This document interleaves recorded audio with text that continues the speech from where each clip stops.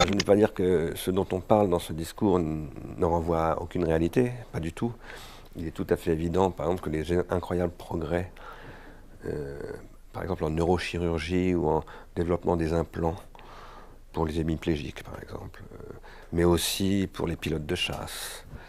Parce que quand on tire, quand on vole à Mach 2 et qu'on tire un missile, entre le moment de la décision dans le cortex cérébral et le moment du tir effectif, il y a un cinquantième de seconde qui se passe, c'est le temps de circulation de l'information sur les nerfs. Donc si on branche directement sur le cerveau une fibre optique qui, elle, va à 200 millions de mètres par seconde, on va 4 millions de fois plus vite. Donc, bon, il y a des augmentations de performance et effectivement quelque chose de nouveau qui est qu'on est entré dans le corps humain pour commencer à le transformer.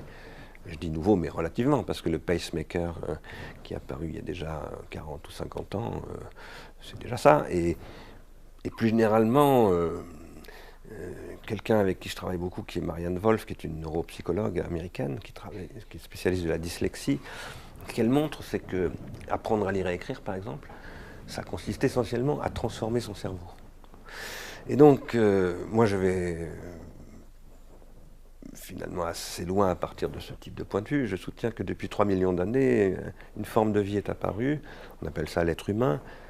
Georges Canguilhem, le grand philosophe et médecin français, il appelait ça la vie technique, la forme technique de la vie.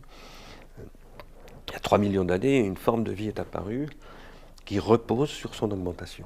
Ça n'est pas du tout une nouveauté, l'augmentation de l'être humain. Il y a des bouquins, il y en a un